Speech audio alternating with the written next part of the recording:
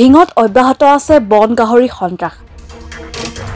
আজি দিনৰ ভাগত ঢিং চহৰৰ মাছমজিয়াত বন গাহৰি আক্ৰমণত দুজনকৈ লোক গুৰুতৰভাৱে আহত হোৱাৰ পাছত পুনৰ নিশা গাহৰি আক্ৰমণত গুৰুতৰভাৱে আহত হয় ঢিং ৮ গাঁৱৰ মানৱ কুমাৰ শইকীয়া নামৰ লোকজন।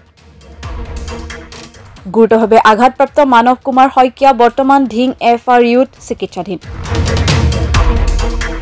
উল্লেখ্য যে ঢিঙত অবাধ গতিত বৃদ্ধি পাইছে বন গাহৰিৰ সংখ্যা। ইফালে গাহৰি সমান্তৰালকৈ অন্য এক পোকৰ আক্ৰমণৰ বলি হৈ চিকিৎসাধীন হ'ব লগাত পৰিছে বহুকেইজন লোক। পোকে কামোৰাৰ পাছত অসহ্য বিষ আৰু জ্বৰত আক্ৰান্ত হৈছে কেইবাজনো লোক। সকলো বৰ্তমান এতিয়া ঢিং FRUত চিকিৎসাধীন অৱস্থাত।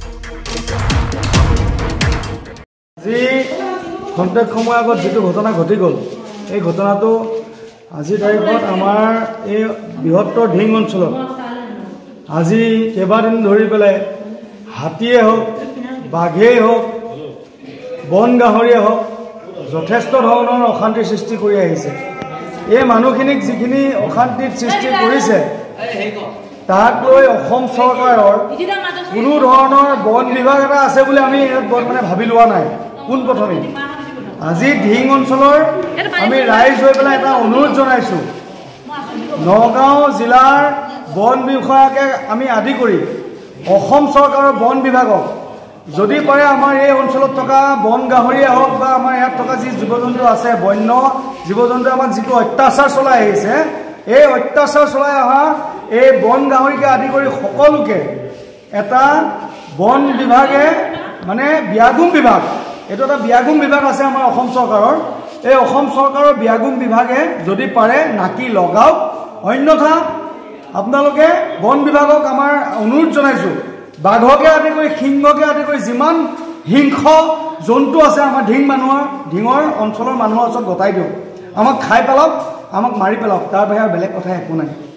লজ্জিত আটাইতকৈ মানে আমাৰ হিমন্ত বিশ্ব শৰ্মা চৰকাৰৰ আমাৰ আটাইতকৈ লজ্জিত আমি ঢিং অঞ্চলৰ মানুহে আমি লজ্জিত অনুভৱ কৰিছোঁ যে আজি তাৰিখত বন গাহৰি আহি পেলাই আজি মানুহ ফালি থৈ গুচি যাবলৈ আপোনাৰ 1%ও সংশয় নকৰে। আজি তাৰিখত বন বিভাগ ক'ত, অসম চৰকাৰ ক'ত? অনুৰোধ জনাইছোঁ যদি পাৰে ইয়াৰ পৰা ঢিঙৰ বাসিন্দাক ৰক্ষা কৰক, তাৰে আমাৰ এটা অনুৰোধ থাকিল। বন বিভাগ মানে ব্যৰ্থ, সম্পূৰ্ণ ব্যৰ্থ। না ইয়াত DFO আছে, না ইয়াত বন বিভাগৰ কৰ্মচাৰী আছে, একো নাই, সম্পূৰ্ণ একো নাই। ঘৰৰ ওচৰৰ লগতে অত্যাচাৰ কৰি পেলাই মানে এতিয়া মানুহটো ওলাই আহোঁতে ঘৰৰ পৰা ভৰি ধানি দিছে, কামুৰি দিছে। ডাঙৰ নেকি? ডাঙৰ আহিছে, পাল আহিছে, ঘৰৰ পদূলিৰ ওচৰতে মাৰিছে।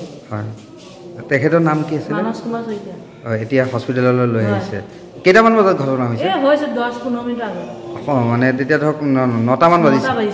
হয়, তেখেতে ক'ত আছিলে? ঘৰৰ পৰা ওলাই আহিছে পদূলিতে, ৰাস্তাত মাৰিছে। ডাঙৰ আছিলে গাহৰিটো ন? কিমান মান ডাঙৰ হ'ব? বহুত ডাঙৰ, দুটা গাহৰি আছিলে। এতিয়া প্ৰশাসনক কি ক'ব?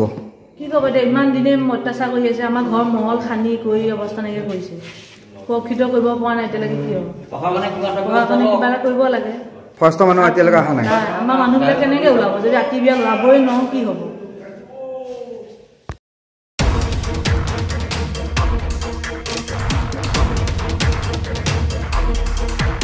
ঢিঙৰ পৰা Joydeep Das report, my news any.